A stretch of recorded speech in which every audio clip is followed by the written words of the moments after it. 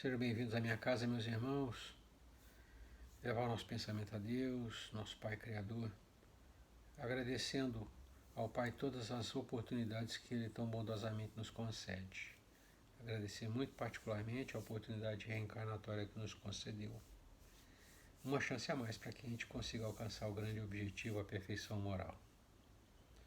Agradecer ao Mestre Jesus e aos bons amigos que trabalham na sua seara, a companhia e o aconselhamento, rogando aos bons amigos nos auxiliem nas leituras da noite de hoje, para que a gente consiga extrair novas boas resoluções. Que a paz do Mestre Jesus inunde os corações dos nossos irmãos, que a luz do Mestre se derrame sobre o nosso ambiente de trabalho. Que assim seja. Nós estamos estudando o capítulo 7, na última leitura eu falei 6, capítulo 7, né? Da parte segunda do Livro dos Espíritos. Então, parte segunda do Mundo Espírita, capítulo 7 da volta do Espírito à vida corporal.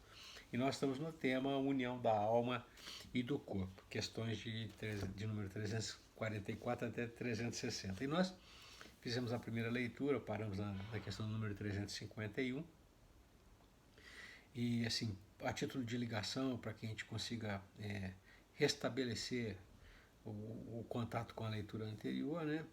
Alguns princípios, alguns fundamentos que são importantes para o nosso entendimento. O primeiro deles é a respeito da ligação do espírito com a alma, que se inicia, né, no momento da concepção e se estende durante toda a gestação até o momento em que o espírito vem à luz, né?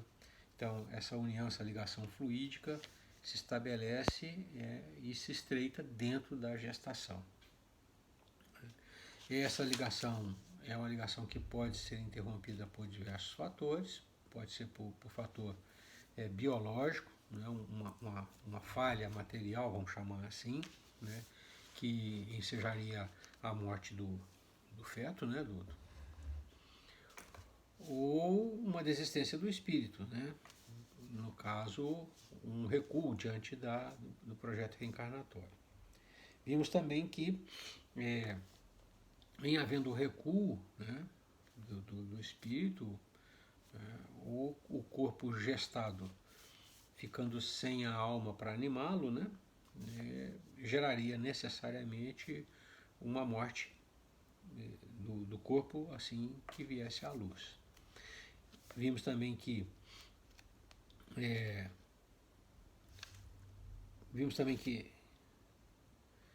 as gestações curtas, né, se dão normalmente em processos de regeneração, melhor dizendo, de expiação, né, que o espírito orientador situa no âmbito dos pais, paternidade e maternidade, e que nós extrapolamos, né, também para o espírito reencarnante, uma vez que em muitos casos se aplica a ele, o espírito reencarnante, o ensinamento, né? Vamos lembrar que da primeira leitura nós depreendemos que todo espírito, todo corpo que deve nascer vital, né, tem designado um corpo para ele. Então, não havendo interesse do espírito na permanência, o corpo perde o que lhe dá vitalidade, né? O que lhe dá a capacidade de seguir adiante. E um corpo não pode viver sem alma, vamos dizer assim, né? Nós já sabemos disso. E, por fim, né, nós vimos que dentro do processo de ligação, né, o espírito vai paulatinamente perdendo a consciência da integralidade da sua vivência, vai entrando num estado de perturbação, até que ele chega ao estado de esquecimento do passado no momento do nascimento, no momento que vem a luz, né? Foi assim que nós encerramos, na questão 351.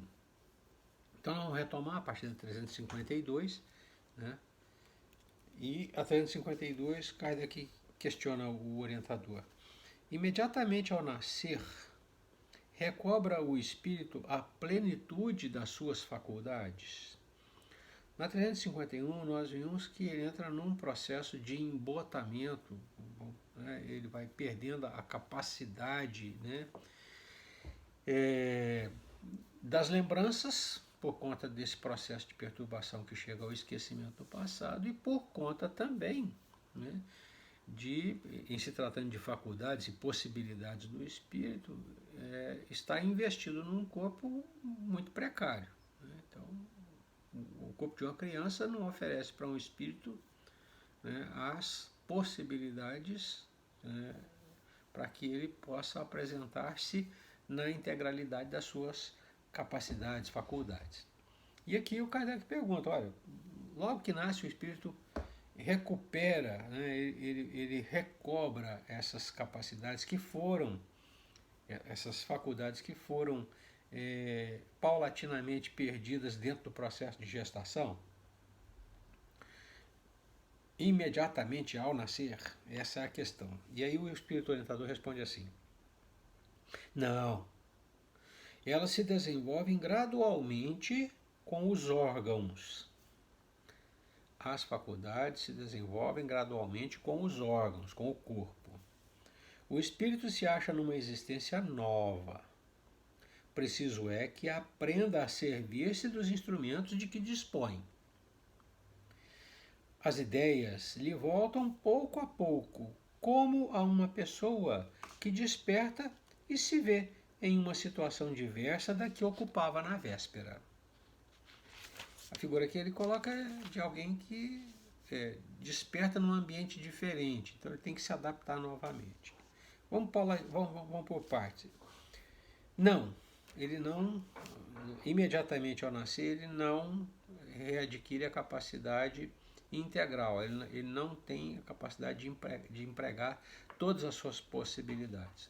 Isso por conta, né, da limitação orgânica. O corpo não está adequado para o espírito ser tudo o que é, né? E o segundo aspecto que ele levanta é o seguinte: o espírito se acha numa existência nova, vindo da erraticidade, aonde a manipulação de tudo se dava pela sua vontade, e agora tudo será, né, manipulado pelo seu corpo físico, né? Então ele vai ter que se valer do ferramental novo. É nessa direção que ele coloca. Ele diz: o espírito se acha numa existência nova. É preciso que ele aprenda a servir-se dos instrumentos que dispõe.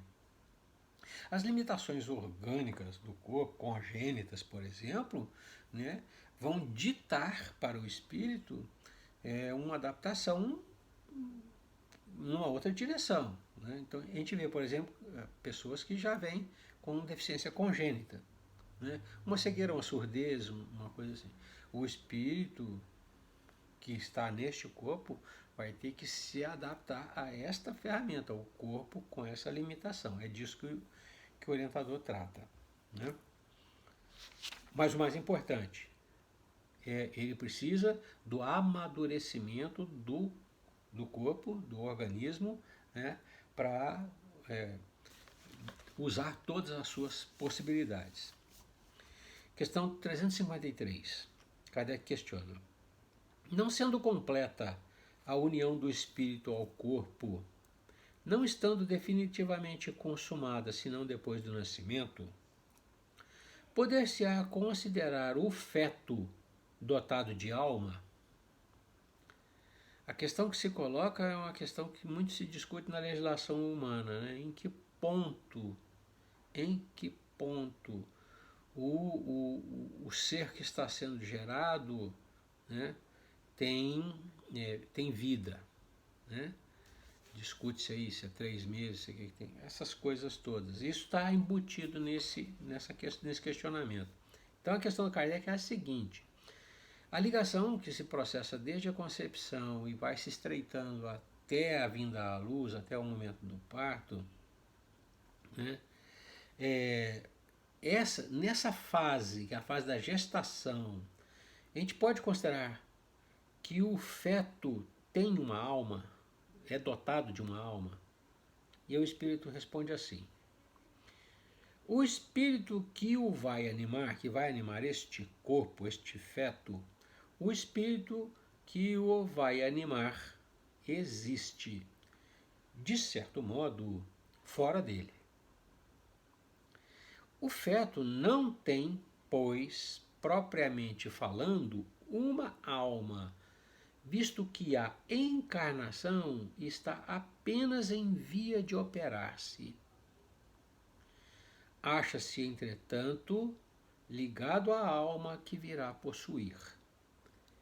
Aqui, aquelas considerações iniciais que eu fiz na outra leitura são fundamentais. Né? Quando ele fala assim, olha,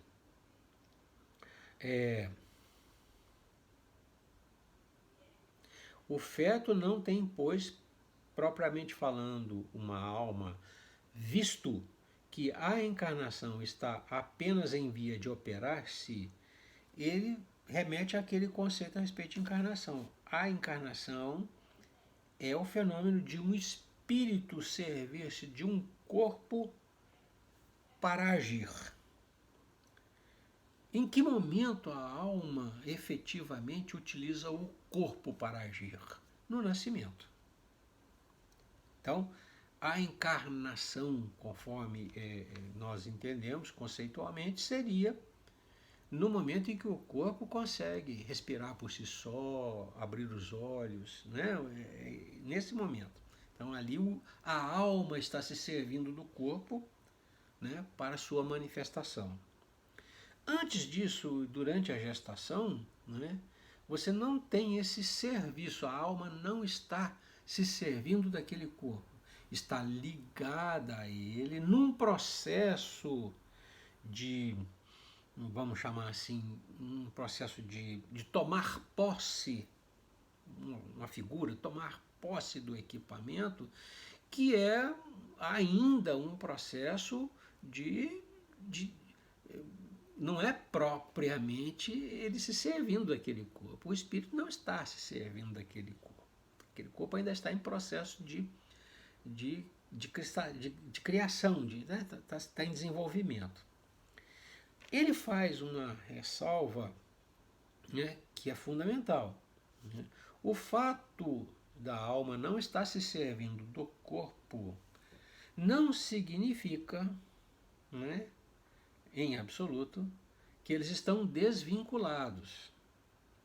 Eles estão vinculados pela ligação fluídica que começa a se estabelecer no momento da concepção e vai se desenvolvendo até o momento do nascimento.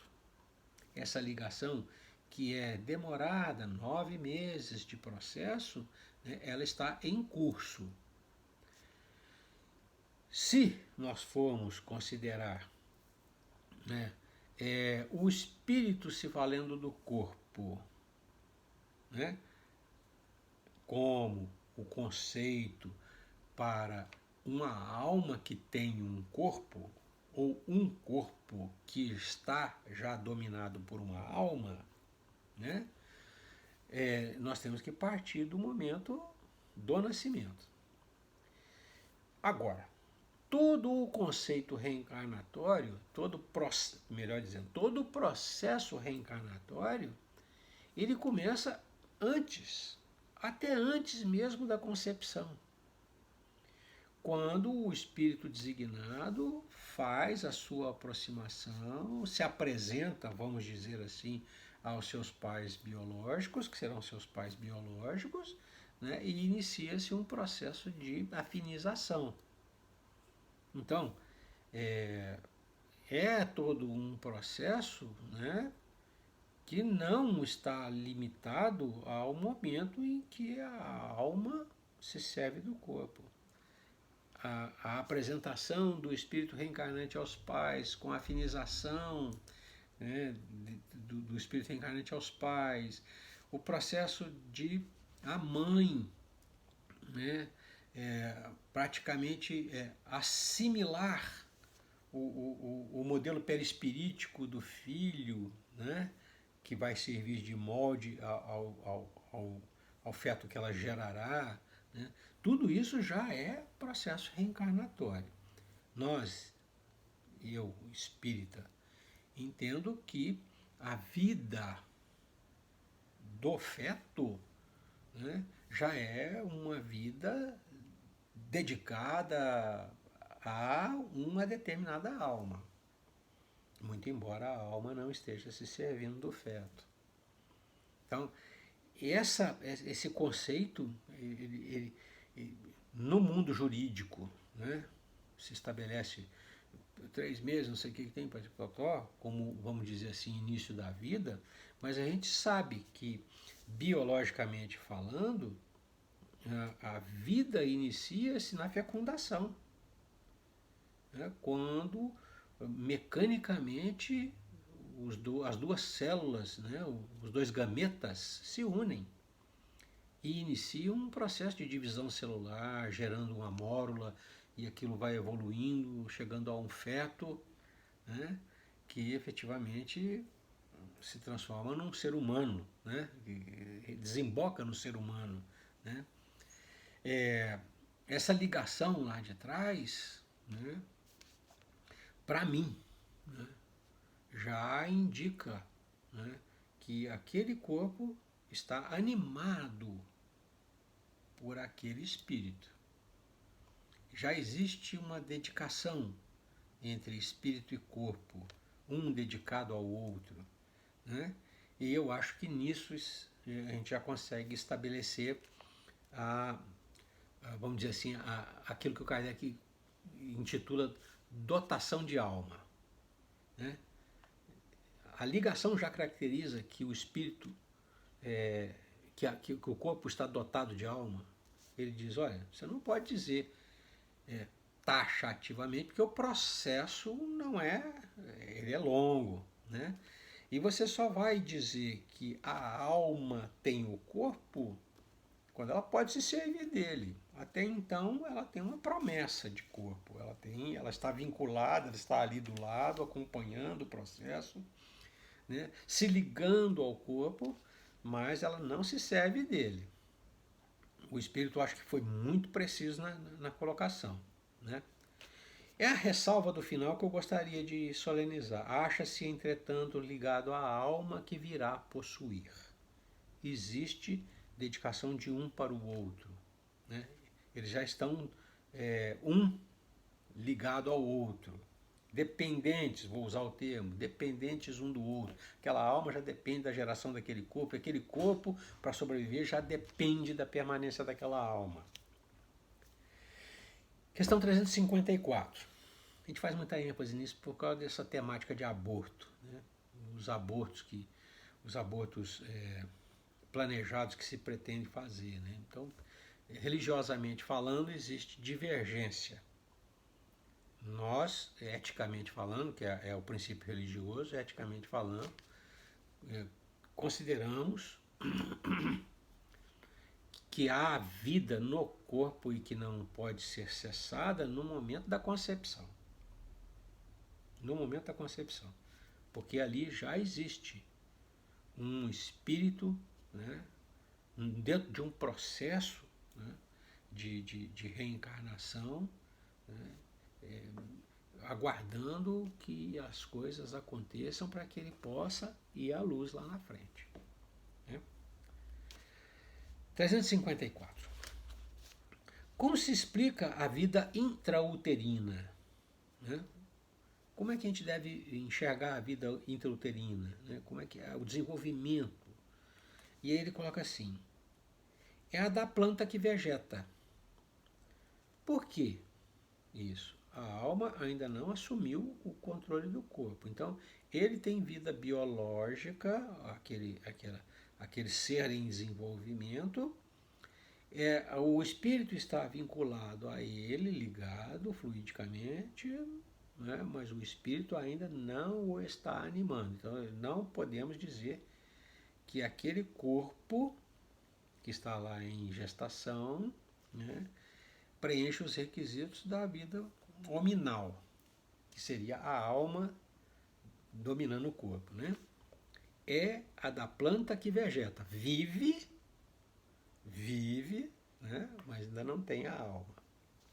A criança vive a vida animal, porque a alma ainda não tem capacidade de exprimir-se completamente. O homem tem a vida vegetal e a vida animal, que pelo seu nascimento se completam com a vida espiritual, o momento em que a alma assume o comando do corpo. Então a vida intrauterina não é uma coisa, vamos dizer assim, descartável, né? Você tem ali vida, tem vida. Você pode não ter inteligência, você pode não ter manifestação inteligente, mas você tem vida. E é isso que o Espírito coloca. Naquele momento, a vida intrauterina é a vida vegetativa, vegetal, né? Da planta que vegeta. Vida, tem vida. Vamos solenizar o tempo todo, vou falar o tempo todo. Ali há vida. Cessar uma gravidez não significa que você está interrompendo um processo qualquer, está interrompendo um processo de vida. Há de fato, questão 355, há de fato, como indica a ciência, crianças que já no seio materno não são vitais. Com que fim isso ocorre? Existem gestações, né, de crianças que não têm a vida vegetativa, que não têm a vida biológica, vamos dizer assim. E ele pergunta, e com que fim isso acontece? Uma gestação, né, de alguma coisa que não tem capacidade de durar. Ele diz assim, o nosso orientador, frequentemente isso se dá. E Deus o permite como prova, quer para os pais do nascituro, quer para o espírito designado a tomar o lugar entre os vivos. Aqui nós estamos colocando os abortos espontâneos, aquele que mesmo que nós falamos lá atrás, né? E aqui ele estende um pouco mais a resposta dele. Ele diz, olha, isso acontece, né? Os abortos espontâneos acontecem por uma falha biológica, né? Uma falha material, vamos dizer assim. E Deus permite que essas ocorrências aconteçam como prova. Ou é para o pai, ou é para o espírito reencarnante, né? Lá atrás ele tinha citado basicamente uma prova para os pais. Aqui ele estende um pouco mais. Ele diz, olha, para os pais ou para o reencarnante. E é um caso de aborto, e nós estamos falando de um aborto espontâneo, né? Espontâneo, não um aborto induzido. A lei dos homens vive discutindo o aborto induzido. Tá? Aqui, nessa questão 356, que nós vamos ler agora, eu gostaria de fazer um retrospecto. A questão 336. Então ele coloca assim, entre os natimortos, entre aqueles que nascem mortos, alguns haverá que não tenham sido destinados à encarnação dos espíritos. Na questão 336 ele perguntou assim, poderia dar-se não haver espírito que aceitasse encarnar numa criança que houvesse de nascer? E aí o espírito responde assim, quando uma criança tem que nascer vital, e nós fizemos até o comentário em cima disso, né? Então, quando a criança deve vingar, como dizia meus antepassados, né? Ela deve vingar, deve ir adiante, necessariamente tem um espírito designado. Pode acontecer, dentro do aborto natural, que você tenha um espírito designado e por uma falha biológica você não chegue ao nascimento, ou nasça morto, né? Frustrando a encarnação daquele espírito. E aí ele pergunta, efetivamente acontece? Sim, isso acontece por falha biológica, é um aborto natural, né? É um aborto natural, isso tem que solenizar. Nesse caso, né, quando o corpo vem sem vitalidade, né, não vai adiante, é uma provação para paz ou para espírito. Né? Então, essa visão que nós temos que ter. Há alguns, efetivamente, a cujos corpos nunca nenhum espírito esteve destinado. Nada tinha que se efetuar para eles. Tais crianças, então, só vêm por seus pais. Entre os natimortos, alguns haverá que não tenham sido destinados à encarnação de espíritos? Sim, quando os pais devem ter o seu anseio frustrado, seria uma injustiça se Deus designasse um espírito, né, para um corpo que deve falecer ao nascimento, que deve simplesmente nascer morto. Então, nesse caso, é uma prova para os pais. Né? Aí o Kardec desdobra. Pode chegar a termo de nascimento um ser dessa natureza? Um aborto pode ser um aborto, uma falha biológica pode gerar um aborto ou pode ser conduzido até o final quando nasce morto, natimorto. Né? Ele diz, pode chegar a termo, pode chegar até o parto, né? Algumas vezes, mas não vive, porque não tem espírito designado para aquele corpo. Né? Ele estava destinado a uma, vamos dizer assim, a uma experiência para os pais. Não era uma experiência para o espírito reencarnante, para um espírito reencarnante. Né? Aí o Kardec desdobra de novo. Segue-se daí que toda criança que vive após o nascimento tem forçosamente encarnado em si um espírito. É uma redundância lá de trás, quando ele diz, se nascer vital, na 336, quando uma criança tem que nascer vital, está predestinada sempre a ter uma alma. E aqui, Kardec reforça, faz a pergunta de novo e ele responde. Que seria ela se assim não acontecesse? Não seria um ser humano. Então aquele que nasce está destinado a ter vitalidade, a viver. Né? Tem obrigatoriamente uma alma, ele não tem outra maneira. Para que ele prossiga e se mantenha vivo, tem que ter uma alma. Que seria ela se assim não acontecesse? Não seria um ser humano, está sem alma. Seria um eucalipto, um vegetal qualquer, ou um animal qualquer. A alma dá a característica do homem, né, do ser humano. 357. Que consequências tem para o espírito o aborto? Aí o orientador responde. É uma existência nulificada e que ele terá de recomeçar.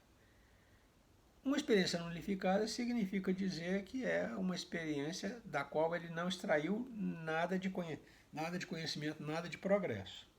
Ela é nula. Né? Nessas condições, ele terá que recomeçar. É a questão da frustração da reencarnação, né? Em que o espírito tem que escolher um outro corpo e iniciar um outro projeto. Isso para o espírito. Então, para ele, é uma existência nulificada. Ele não aproveita nada disso. A questão 358. E aí já interessa para nós. É doutrinária. Constitui crime a provocação do aborto, o aborto induzido, em qualquer período da gestação, Kardec é muito claro, né? Da concepção ao nascimento, em qualquer lugar desse processo. Seria crime provocar o aborto? Induzir o aborto? E aí o Espírito responde assim, olha, há crime sempre que transgredis a lei de Deus.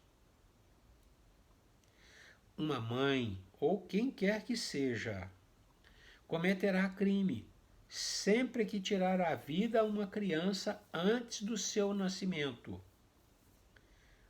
Por isso que impede uma alma de passar pelas provas a que serviria de instrumento o corpo que está se formando. O Espírito diz, olha, há crime sempre que você transgride a lei de Deus. Aqui, em especial, o crime está caracterizado porque você está negando uma encarnação. Você está frustrando uma encarnação. Você está tirando a possibilidade de um espírito filho de Deus, né, receber um corpo que para ele seria um instrumento de aperfeiçoamento moral. Então, o crime está caracterizado aí. Né? Você tira de outro a possibilidade do aprimoramento moral. 359. Eu vou comentar mais um pouquinho mais para frente. 359. Dado o caso que o nascimento da criança pusesse em perigo a vida da mãe, haverá crime em sacrificar-se a primeira, a criança, para salvar a segunda, a mãe? E aí o Espírito responde, preferível é se sacrifique o ser que ainda não existe, a sacrificar-se o que já existe.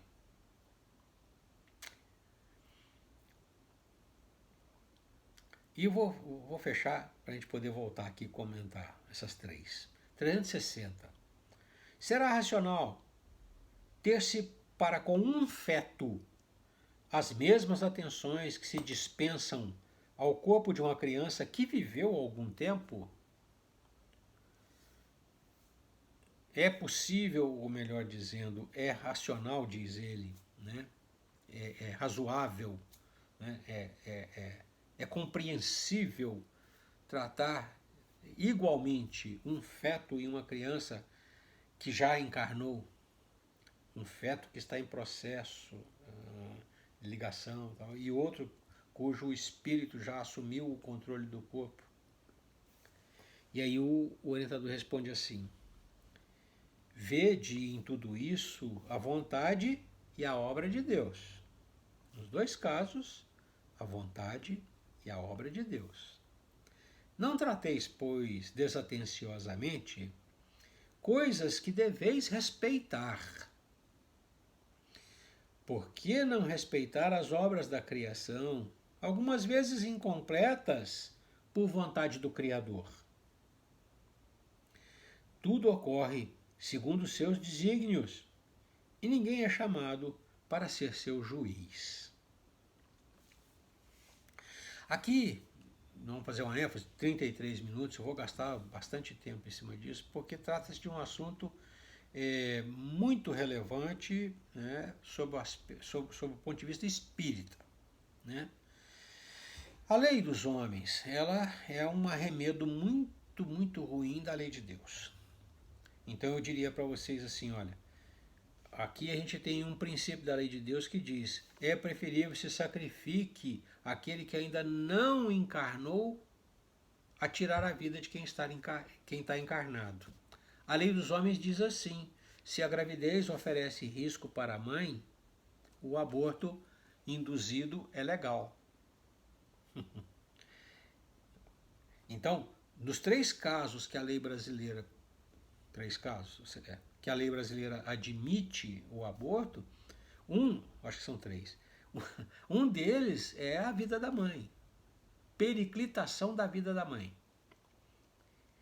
O outro deles é o caso de estupro, né? É discutível. Né? E acho que são... Bom, é o que eu lembro, é por aí. Mas veja, o que o Livro dos Espíritos traz para nós na questão 359, resposta do Espírito Orientador, coincide ipsis literis, sem tirar nem pôr, com a lei humana. É o mesmo caso. Se há periclitação da vida da mãe, o aborto induzido é legal. Aqui ele diz, segundo a lei de Deus, é preferível que você sacrifique aquele que ainda não entrou na vida, não assumiu ainda a vida, né? Material eu digo, né? Não encarnou, né? a sacrificar quem está encarnado. Então, quando a gente fala desse tema, é um tema contagiante. Então você tem diversos pontos de vista, né? As pessoas que acham que meu corpo, minhas regras, né? A lei brasileira que acha que a vida começa depois de um determinado lugar, né? Ah, não, até 3 meses não tem vida. Como não tem vida, cara? O negócio está acontecendo lá, essa mecânica divina que está acontecendo lá não é vida? Como é que a gente vai encarar isso? O que é aquilo então? Que processo é aquele se não é vida? Né? Células se multiplicando, se especializando, constituindo um corpo. Né? Então, essas três questões, a 357, a 358 e a 359, são questões atuais, o tempo todo e pontos de vista diversos. Né? A pessoa fala, não, a gente não pode confundir a religião com o direito. Né? Mas o que é o direito, senão uma expressão muito, muito ruim, né, da religião, que é a lei de Deus? Então, em cima disso que eu queria conversar. Quando a gente fala de reencarnação, nós estamos falando de ajustes entre diversos seres. Eu já falei isso. Não é só o reencarnante o foco da atenção. Né? Normalmente as pessoas que estão à volta, pai, mãe, aqueles mais próximos, todos eles estão envolvidos num processo de aperfeiçoamento, de resgate, de melhoria, de sentimento, né? E aquilo interessa a todos.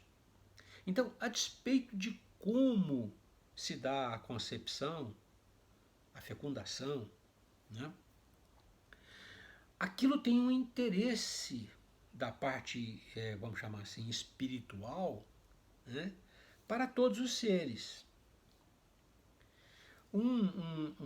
Vou colocar um caso absurdo, né? Não quero polemizar, mas vou colocar um caso absurdo. Vamos colocar um estupro, uma violência. Uma violência. É óbvio que foi ao arrepio da vontade da mulher estuprada. Né? Se nós olharmos o momento presente, só o dia de hoje, só agora, né? Aquela violência, né, representa uma violência também contra a vontade dela, Se nós retroagirmos, se nós olharmos para trás, talvez a gente enxergue diferente.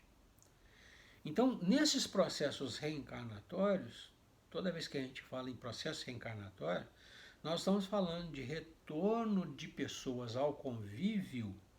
Elas voltam a conviver numa nova oportunidade, nova identidade, novas circunstâncias, tal, né, para ajustes afetivos mal resolvidos no passado. É isso.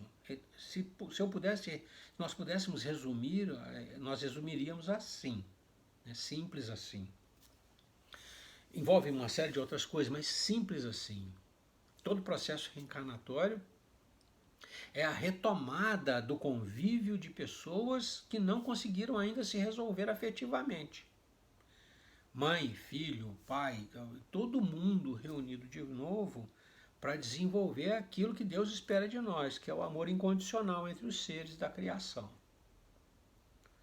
Então, não é tão simples assim. As coisas não ficam tão simples assim quando você abre o horizonte. Aquela mãe está trazendo ao mundo alguém com quem ela tem arranjos, acertos, ela tem ajustes, né, a fazer. Reorientar aquela criatura, se orientou mal da outra vez, né, ressarcir um prejuízo, né, enorme que lhe tenha dado numa outra oportunidade. Então, quando nós vamos, por exemplo, para o Missionários da Luz, reencarnação de Sigismundo, o que é a reencarnação de Sigismundo? Sigismundo, né, matou aquele que será o seu pai, por uma paixão por aquela que será a sua mãe. numa outra encarnação. Então ele é o assassino do pai por conta de uma paixão desvairada que teve pela mãe na outra encarnação, não era pai e mãe dele, né? E agora, né, ele tem que vir na condição de filho, para que eles se rearranjem. Aquela por quem ele matou terminou no prostíbulo. Então aquela que será a mãe dele, ele desencaminhou. Aquele que será o pai dele, né, ele o matou. E é nessa condição que Sigismundo se apresenta ao casal pedindo pelo amor de Deus para ser filho deles. Essa é uma coisa relativamente fácil da gente entender, né? Mais difícil de entender, por exemplo, uma ocorrência violenta como é o estupro, né? Mais difícil, muito mais difícil de entender. Mas assim, o que eu quero que vocês pensem comigo, que vocês considerem comigo, reflitam, é que esse não é um processo de hoje. A reencarnação não é um processo limitado ao dia de hoje. É um processo que se arrasta, que traz coisas do passado. Então, nessas condições, quando a gente considera a reencarnação, a gente vê que é um trabalho de cooperação entre os seres. A mãe, o pai, o irmão, a família que está trazendo de volta aquela criatura, está trazendo com um propósito. O grande propósito colocado para todos nós é que a gente chegue ao amor incondicional entre todos. Via de regra, dentro da família, o que a gente tem são grandes conflitos a serem resolvidos. Naquela família da Raquel com Adelino, com Sigismundo, é um assassinato o que está acontecendo. Quem foi em Missionários da Luz, lá no capítulo, acho que no capítulo 12, né, vai encontrar isso, vai encontrar essa história.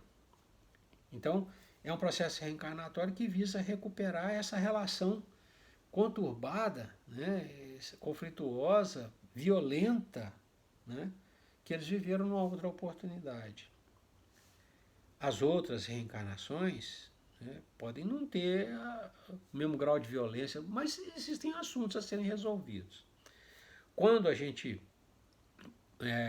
fala de possibilidade legal de interromper uma gravidez, a gente está considerando absolutamente nada do que interessa. A gente está considerando só o aspecto orgânico, físico. Nós não estamos fazendo outras considerações que não sejam essas.